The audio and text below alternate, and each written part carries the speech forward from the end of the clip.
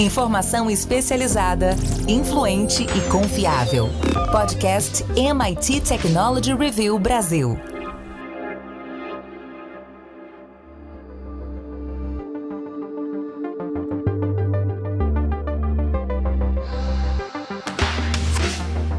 Olá, eu sou André Miceli e esse é mais um podcast da MIT Technology Review Brasil. Hoje, eu, Rafael Coimbra e Carlos Aros vamos falar sobre como pensar nos problemas da pandemia com a mentalidade de um engenheiro.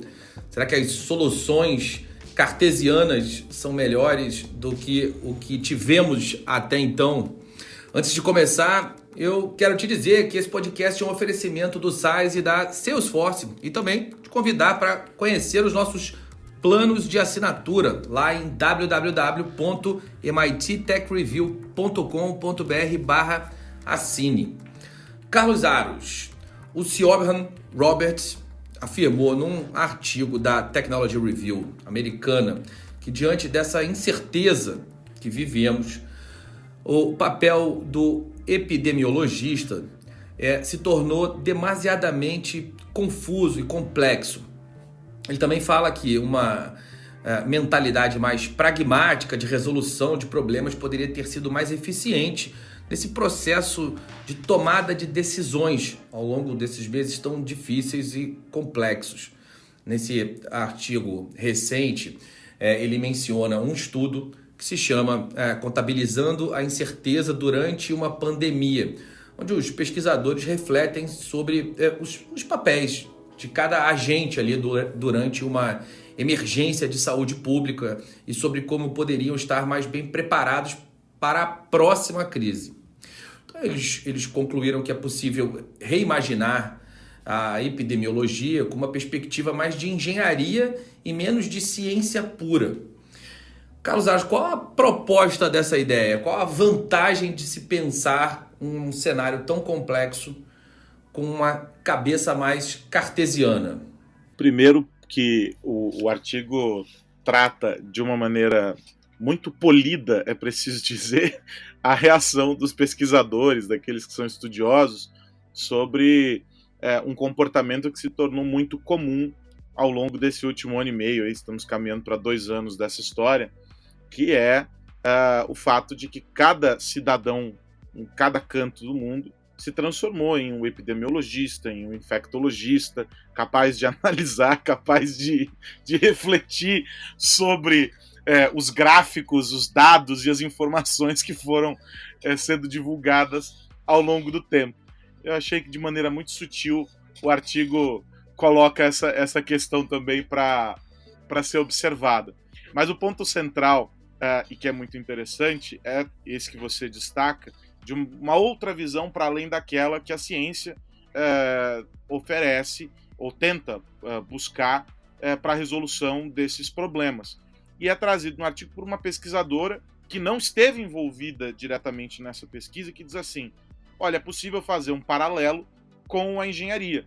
Se, de alguma maneira, a abordagem que os epidemiologistas, usando os métodos estatísticos, usando a ciência que eles dominam, não conseguiram dar conta de entregar uma visão diferente para resolver, para atacar esse problema de maneira mais objetiva, isso pode nos mostrar que talvez a gente pode buscar lá na engenharia uma nova abordagem. Ela diz assim: os engenheiros estão sempre atualizando a imagem, revisando, encontrando um novo modelo a partir de novas informações que se tornam disponíveis, ou seja, um problema se apresenta e para ele se desenvolve uma nova metodologia, uma alternativa para lidar com aquela questão. E eles fazem isso usando fases. Então, uma aproximação de primeira ordem, depois eles vão para um segundo approach, esse mais focado,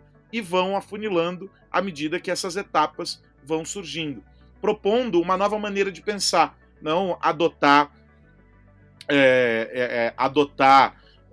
a estatística, os métodos que foram adotados para entender o caminhar da pandemia como o único modelo possível, mas talvez criando dentro desse universo de incerteza que se estabeleceu, novas formas de compreender essa questão. E aí, por isso, essa observação dela a partir da visão da engenharia, dizendo o seguinte: é preciso mergulhar nessa incerteza, é preciso buscar nessa incerteza uma nova capacidade de refletir, de reagir, e é por isso que entra a perspectiva da engenharia.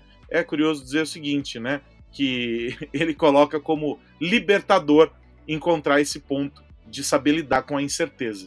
Pois é, esse ponto que o Aros trouxe, Rafa, sobre os especialistas, o artigo traz uma comparação sobre a eclosão da pandemia e como funciona uma guerra, onde cada cidadão vira um geógrafo e um tático amador. A gente vive aqui no Brasil aquela velha história de todo brasileiro é um pouco treinador de futebol, todo mundo discute política, religião e futebol como se entendesse muito desse assunto.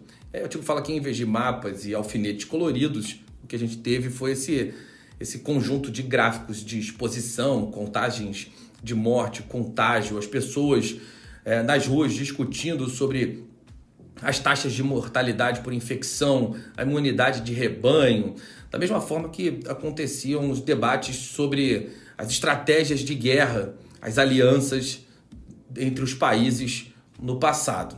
E aí, em adição aos dados e ao discurso público, a gente sabe que é necessário aprender a lidar com uma extrema incerteza. Essa história de por quanto tempo as máscaras ainda serão necessárias, por quanto tempo vai durar a proteção da vacina, quantas ondas ainda teremos até o vírus de fato sumir ou ser controlado.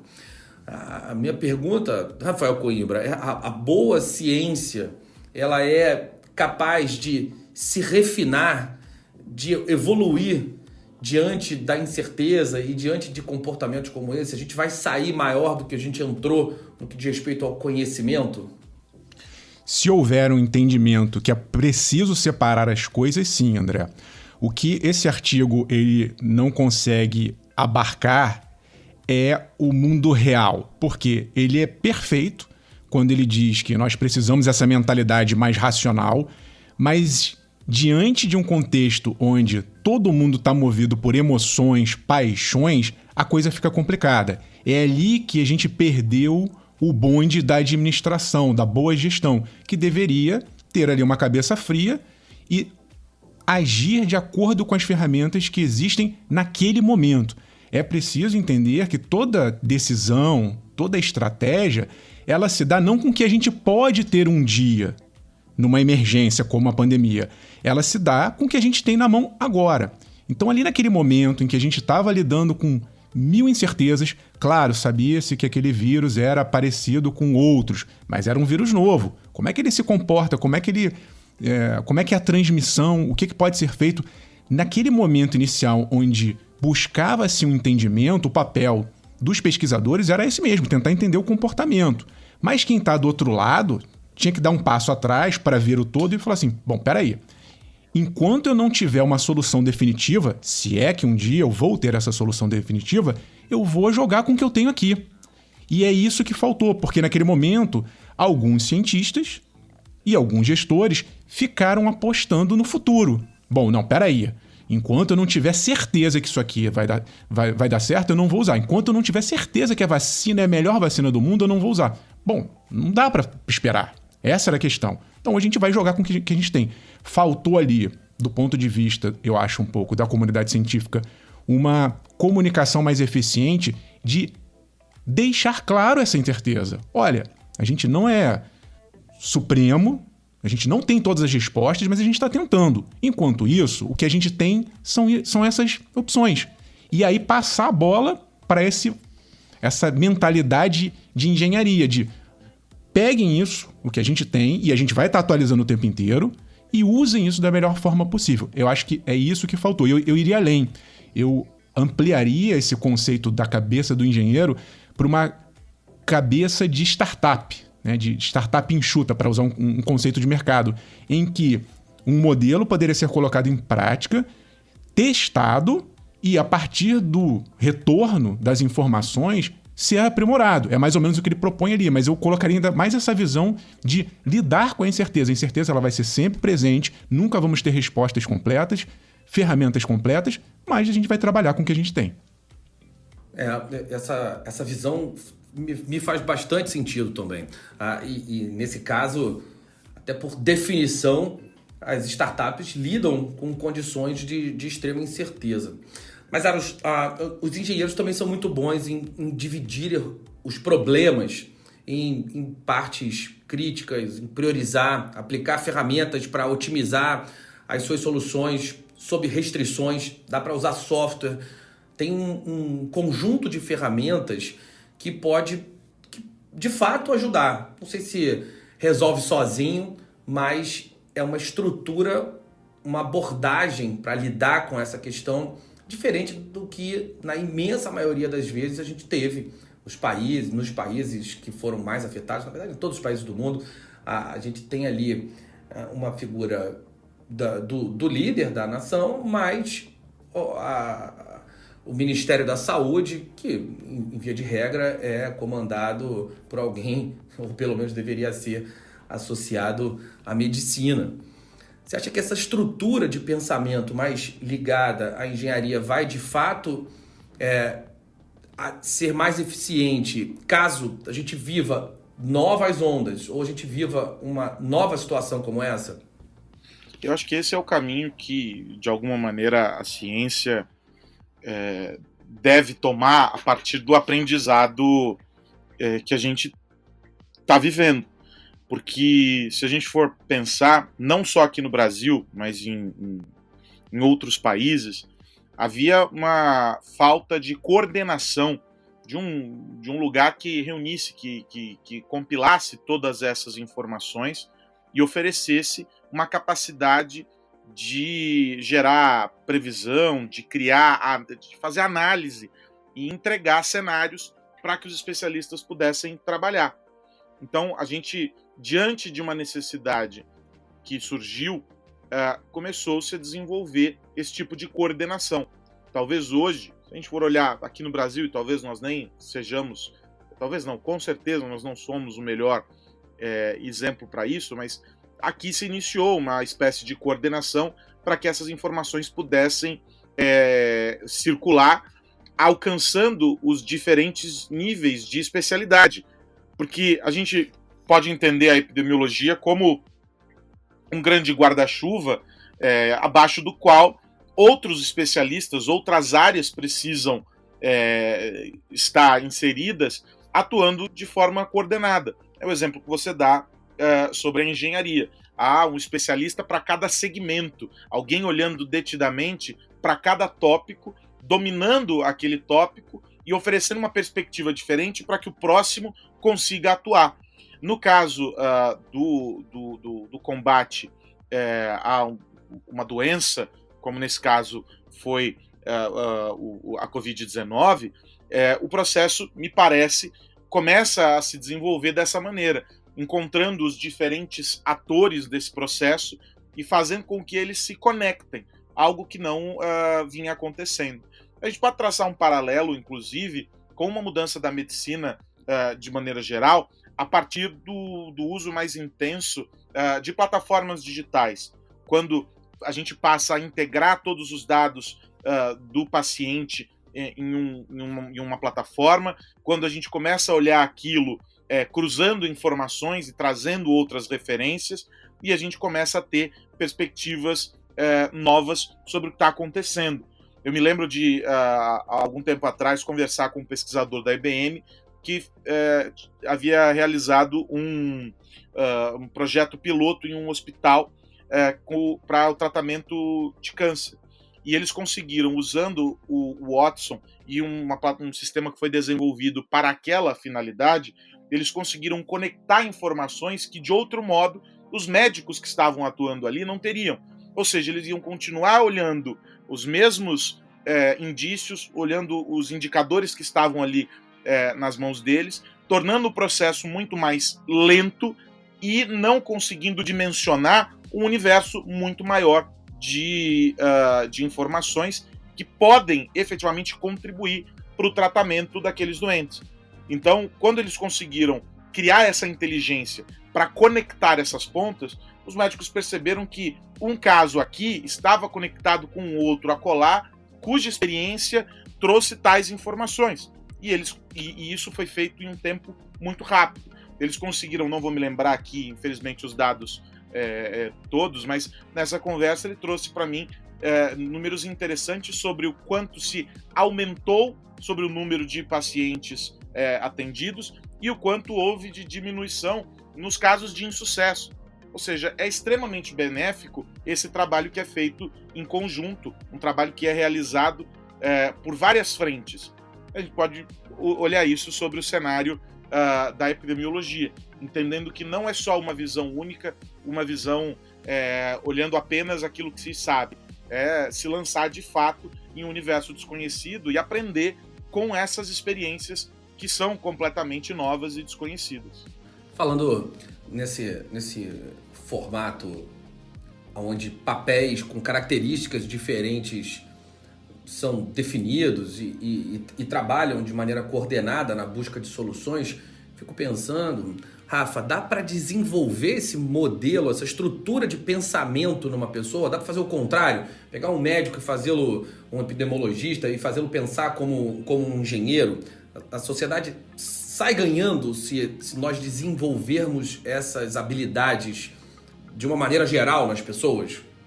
Dá, André, mas é difícil, né? Porque eu acho que num cenário mais tranquilo, digamos assim, e isso é fundamental. Eu acho que cada vez mais todos nós, independentemente da área em que atuamos, vamos ter que pensar de uma forma mais global, sem barreiras entre disciplinas.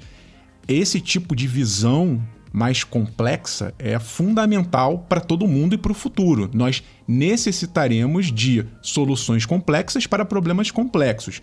A questão é que, num momento de urgência, isso não foi possível, né? Não dá para a pessoa estar ali pesquisando o suprassumo da solução de uma vacina com mRNA mensageiro, tecnologia de ponta, e ainda ter que pensar nessa logística toda. Mas agora, olhando para frente, nós temos essa vantagem.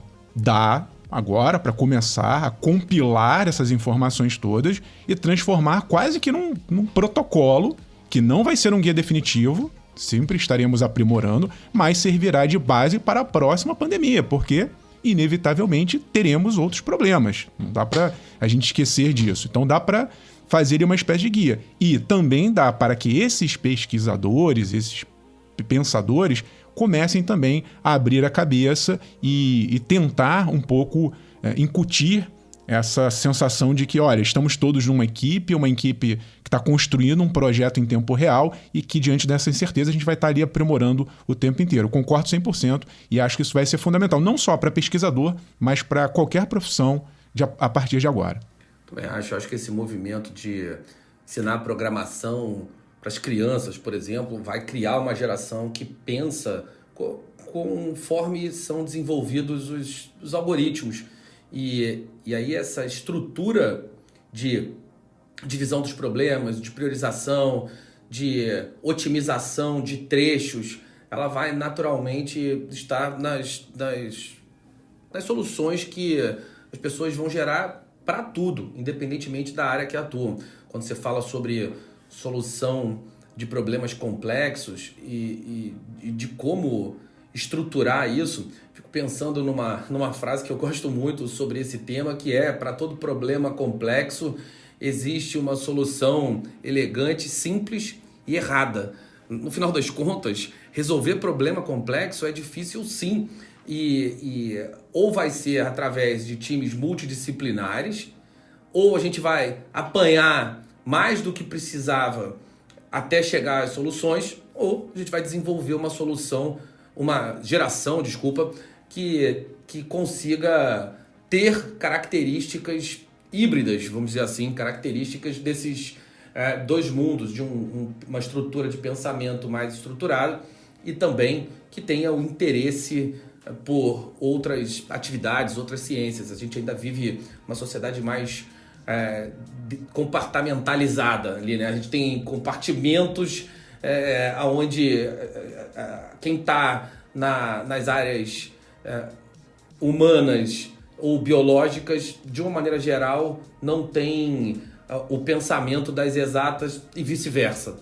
Acho que a gente ganha como sociedade à medida que esse pensamento for sendo desenvolvido de uma maneira mais ampla também. E aí vale só a gente lembrar que, assim como já havia, não vamos esquecer aqui de Bill Gates e afins, já havia uma preocupação com a possibilidade de uma doença que se alastrasse dessa forma, que se tornasse isso que a gente enfrentou aqui, já há também estudos há bastante tempo mostrando que é preciso formar pessoas com essas habilidades que a gente descreveu aqui hoje, com essa capacidade de interação, de cooperação, com uma visão analítica, pessoas que tenham resiliência, pessoas que tenham criatividade para solucionar problemas.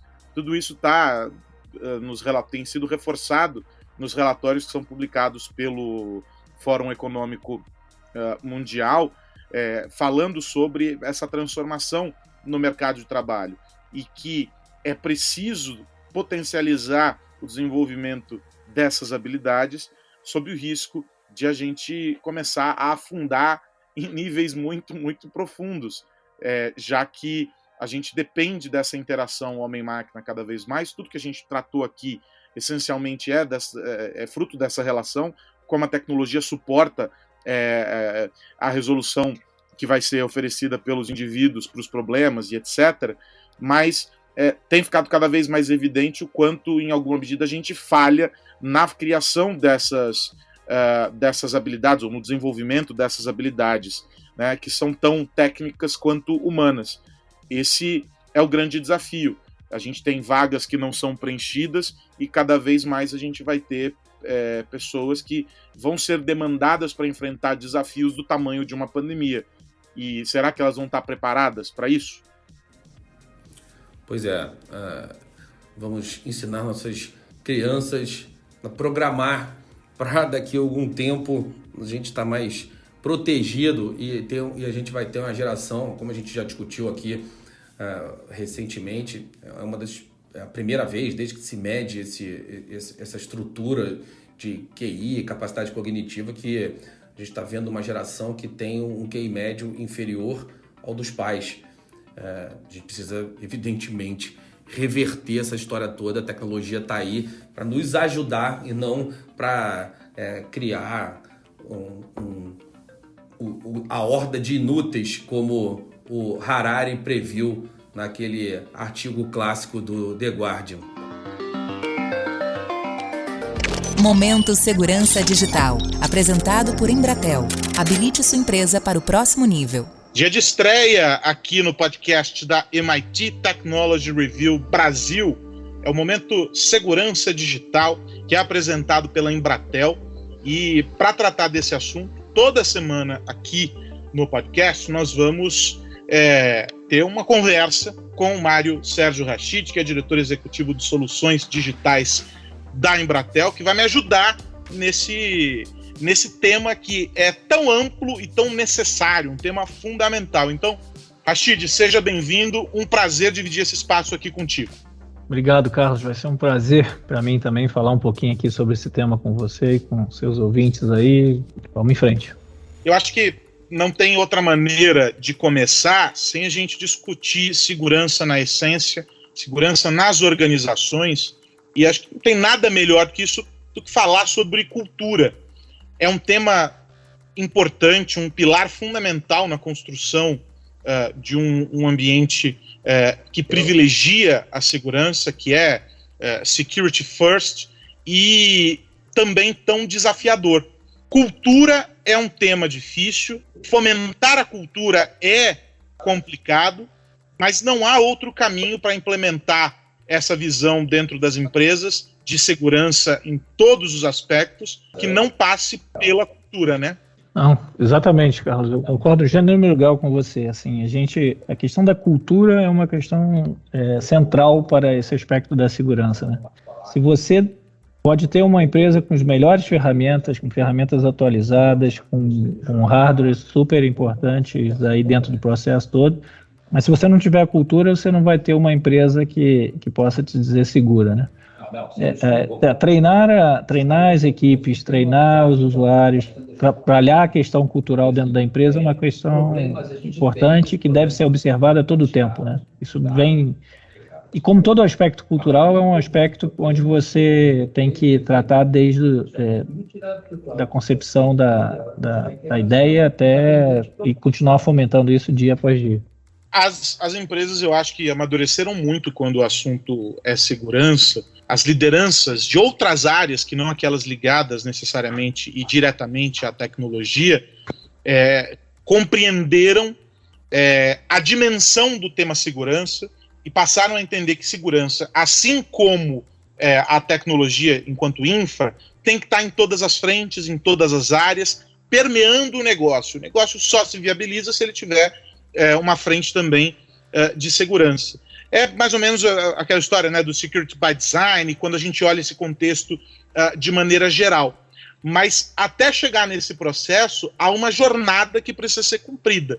Qual que é a visão, por exemplo, de vocês na Embratel sobre esta jornada? A nossa visão é que essa jornada é super importante, Carlos. Nós aqui já temos isso implementado. A nossa jornada começa com a questão do Security by Design, como você disse, né? Todos os processos, todos os produtos, soluções que a gente desenvolve aqui nascem no desenho, sendo observada todas as questões de segurança. A gente tenta levar isso e essa importância também para os nossos clientes, parceiros, fornecedores, ou seja, tem que ser, toda a cadeia tem que entender a importância do Security by Design e tem que entender que isso é importante para que todos nós tenhamos tranquilidade na hora de trabalhar, né? Então, esse é um conceito que a gente usa e que a gente preconiza dentro da nossa governança aqui de segurança ou dentro da nossa cultura de governança, como a gente vem dizendo, né? A gente pode e vai, evidentemente, tratar disso mais adiante, olhando os líderes, né, e pensando diretamente neles, mas se a gente for olhar as organizações e a maneira como elas se estruturam em torno de segurança, qual que é a tua visão em termos de maturidade, olhando o mercado hoje? A gente numa escala de 0 a 10, quanto a gente cresceu aí nesses últimos anos? Nossa, o nosso crescimento foi enorme nos últimos anos. Enorme porque nós entendemos finalmente que a segurança é um item essencial, né, de todo o aspecto. A gente antes pensava, não, isso não vai acontecer com a minha empresa, isso só acontece com os grandes bancos ou grandes instituições financeiras, que é onde você tem. E, na verdade, você viu que pode acontecer com qualquer um. Isso fez com que as empresas abrissem o olho, trabalhassem o aspecto de segurança de maneira bastante forte dentro da organização. Foi importante também entender que essa questão cultural era importante, ou seja, que não era só importante comprar novos softwares ou comprar novos equipamentos de segurança, que a ideia tinha que ser, a cultura da organização tinha que estar implantada. Então, assim, o crescimento foi exponencial em todos os sentidos. Diria que se antes a gente tinha aí as empresas trabalhavam com um nível baixo de segurança, hoje cada vez mais eles têm aumentado muito isso. E é por isso que a perspectiva, a tendência é de que isso se amplie ainda mais. Todos os indicadores mostram, por isso que esse é um tema fundamental. É preciso se envolver e praticar a segurança no contexto dos negócios e da organização como um todo. Rashid, bom falar contigo. Na semana que vem a gente traz um outro tópico aqui para discutir a respeito de segurança digital. Um abraço para você. Obrigado, Carlos. Foi um prazer e até a próxima. Ponto final em mais um Momento Segurança Digital aqui na MIT Technology Review Brasil. Você sabe, esse nosso espaço, essa nossa discussão semanal sobre cybersecurity é apresentado pela Embratel. E você quer descobrir como habilitar a sua empresa para o próximo nível? Muito fácil. Acesse embratel.com.br e descubra todas as possibilidades. O que mais você precisa saber? Vou virar a chave, pessoal. Vamos pensar agora no curtíssimo prazo. Rafa Coimbra, qual a dica da semana? Ficar de olho, André, na COP26, que começa agora domingo 31 de outubro. Grande conferência do clima, 120 chefes de nações reunidos para discutir aí os rumos do planeta, e tem uma conexão muito grande com o que a gente conversou há pouco, que é como liderar essa estratégia e tomar decisões conjuntas para resolver esse grande problemão do aquecimento global. A gente sabe que tem ali uma meta, né, de alguns países mais comprometidos que outros, da gente zerar as emissões de carbono até 2050, até agora metade do século, que parece que está longe, mas está logo ali. E há tecnologias já disponíveis, em parte, para isso.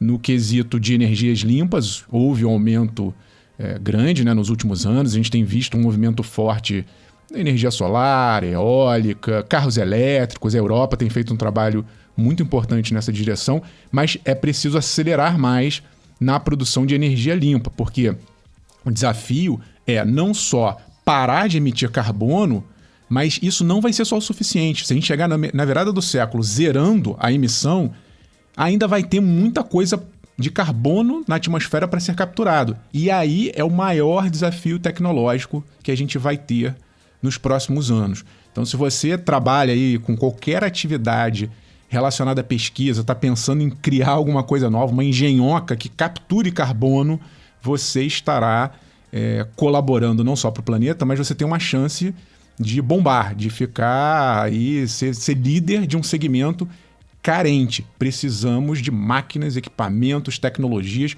o que for possível para retirar carbono da atmosfera e salvarmos o planeta. No fim das contas, é disso que se trata. Já pensou, Rafa, na sua engenhoca que captura carbono? O problema é esse, André, que gasta muita energia. As máquinas que existem hoje já tem umas máquinas uns ventiladores super potentes que ficam rodando e tirando carbono. Só que aí você gasta energia, fica meio que 6, né? Troca 6 por meia dúzia, não resolve muito não. Temos que pensar aí fora da caixa, e aí vale tudo que a gente discutiu há pouco de multidisciplinaridade para que se chegue a uma solução mais criativa do que as que já existem. É isso. Carlos Aros, enquanto a sua máquina capturadora de carbono não chega, o que você vai ficar, no que você vai ficar de olho, meu amigo? Temos que ficar de olho na rede social da verdade, André Miceli. Pois é, o Donald Trump fez um anúncio cheio de pompa e circunstância, fez bastante barulho. A Truth Social foi apresentada, está previsto para ser lançado em 2022 o serviço, com a possibilidade das inscrições e tudo mais. Ele falou que está muito ansioso para publicar a primeira verdade dele lá na plataforma, assim como nos tweets. No Twitter você publica os tweets, na Truth Social você vai publicar as truths, que são as verdades. Só que já teve episódio de ataque cibernético contra a rede social, e horas depois do anúncio fizeram uma tentativa aí de quebrar o serviço, de invadir a página, colocar algumas imagens, enfim, mudaram tudo, fazendo ironia, e, claro, várias repercussões a respeito desse ataque, que basicamente fez um boicote, zombou do Trump, dos apoiadores dele. Foram criados perfis para várias pessoas, e aí depois o domínio foi retirado do ar, não está mais disponível publicamente. As contas que foram criadas pelos hackers que invadiram vão ser removidas e etc.